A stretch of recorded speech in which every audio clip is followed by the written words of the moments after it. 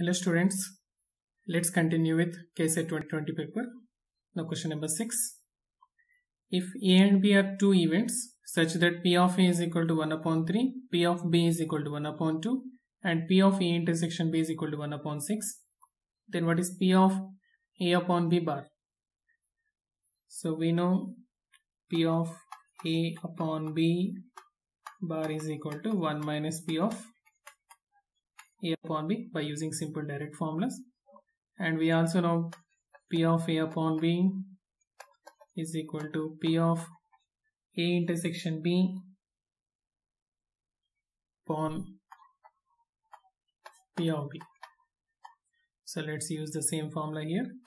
We can add 1 minus P of A intersection B upon P of B, which equals to 1 minus P of A intersection B is given in the question 1 upon 6 divided by P of B is given 1 upon 2. So this is 1 minus 2 upon 6, that is 1 minus 1 upon 3. So it is equal to 1 minus 1 upon 3 is 2 upon 3. 2 upon 3 is option D. Right? So we'll move to the next question. Question number 7. A die is thrown 10 times. The probability that an odd number will come at least one time. So by just looking at the question, a die is thrown 10 times, the probability of an odd number, and the other option will be even number. So it can be considered like a binomial distribution problem. So binomial distribution problem we can consider of a random variable x. And here it is given a die is thrown n times. So number of trials is n is equal to 10. And the probability of a success is that is odd and even. P is equal to 1 by 2 and Q is also equal to 1 by 2 since P plus Q is equal to 1 here. Okay. And now according to the question, at least one time odd number comes. The probability that an odd number will come up at least one time, which means that we will take the required probability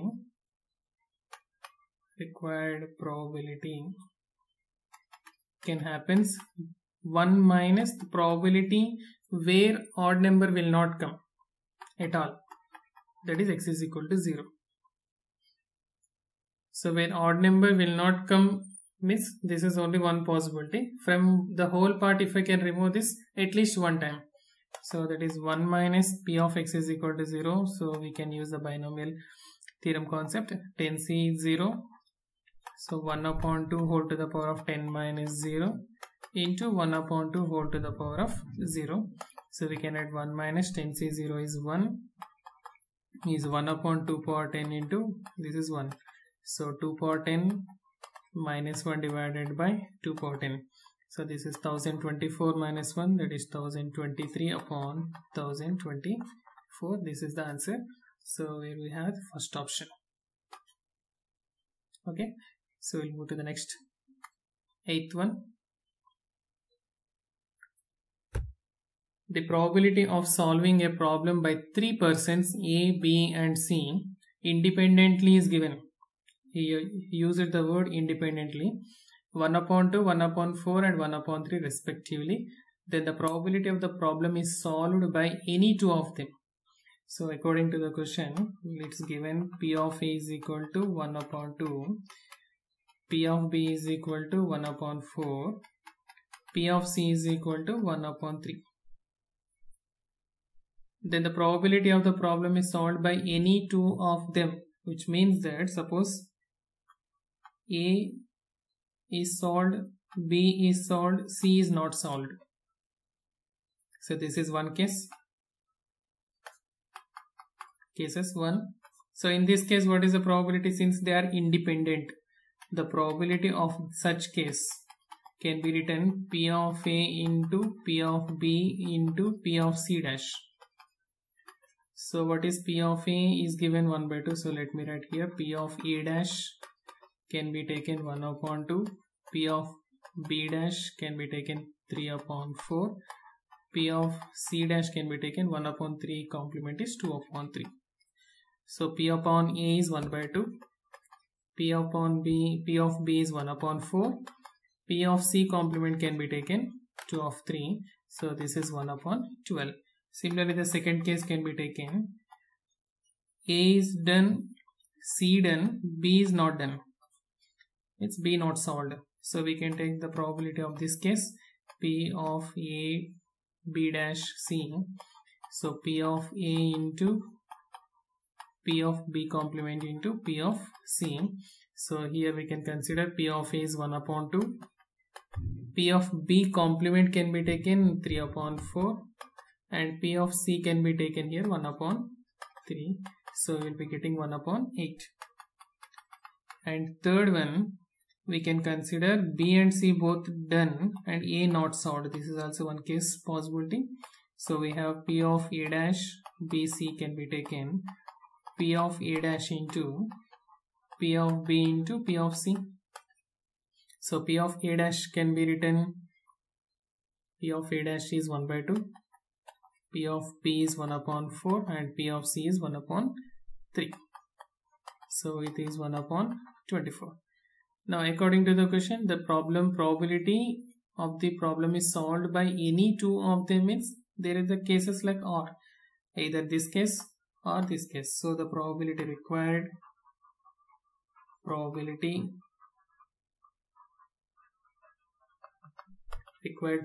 can be taken as sum of these three. So 1 upon 12 plus 1 upon 8 plus 1 upon 24. So 1 upon 12 plus 1 upon 8 plus 1 upon 24, we can take LCM 24.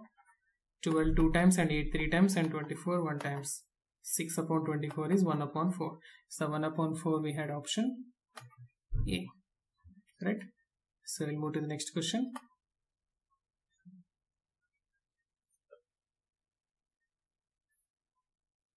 Events E1 and E2 form a partition of the sample space S.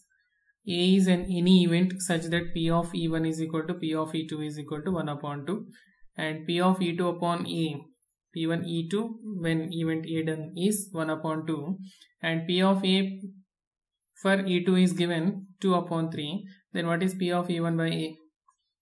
So here we need to apply the Bayes theorem concept. Reason E1 and E2 form a partition of the sample space, means where we can say here E1 and E2 are mutually exclusive and exhaustive events.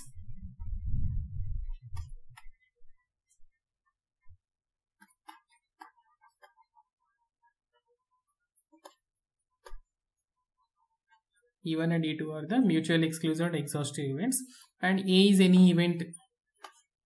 And A is any event which occurs with E1 or E2, the two events here. So according to the Bayes theorem, we had a formula that P of EI by A is equal to P of EI into P of A by EI divided by summation of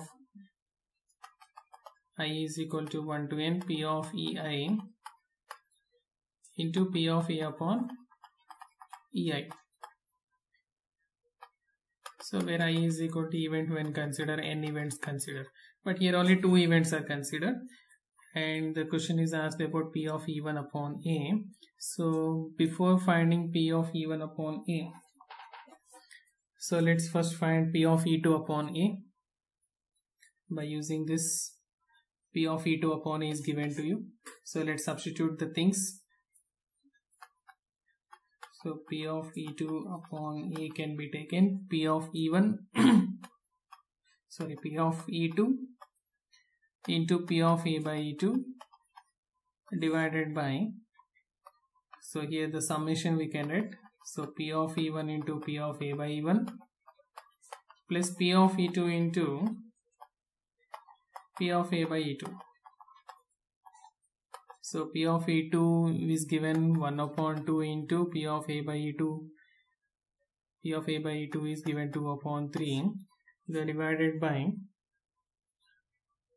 and here in the denominator P of E1 is given 1 upon 2 and P of A by E1 let us consider to be x or some variable you can consider, plus P of E2 is again 1 by 2 into P of A upon E2 is given 2 by 3. And P of E2 upon E is nothing but 1 by 2. So we can just 1 by 2, 1 by 2, 1 by 2 can cancel here. 1 by 2, 1 by 2, 1 by 2 common we can cancel. And we can write 2 upon 3 is equal to 1 by 2 times of x plus 2 by 3.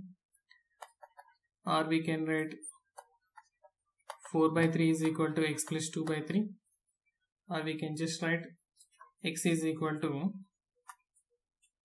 we can write x is equal to 4 by 3 minus 2 by 3, that is 2 by 3. So what is x? We consider P of A by E1 is given 2 by 3. And now let's find another P of E1 upon A by using this concept. P of E1 by A can be written P of E1 into P of A by E1 divided by, denominator will be the same, P of E1 into P of A by E1 plus P of E2 into P of A by E2. So just substitute the values. So we will be getting P of E1 is 1 by 2, P of A by E1 is 2 by 3 divided by here 1 by 2 into 2 by 3 plus again 1 by 2 into 2 by 3. So this is 1 by 3 in the numerator and here 1 by 3 plus 1 by 3.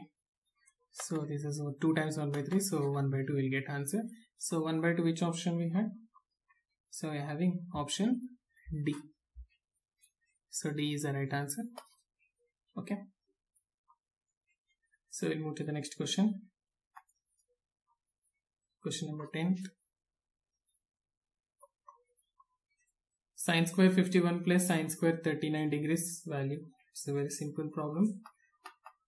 Sine square 51 degrees we can write 90 degrees minus 39 degrees plus sine square 39 degrees. So sine square 90 minus theta is nothing, we can write cos square 39 plus sine square 39. So by using the formula cos square theta plus sine square theta is equal to, cos square theta plus sine square theta is equal to 1. So we can give the answer 1. So which option? Option D. Okay.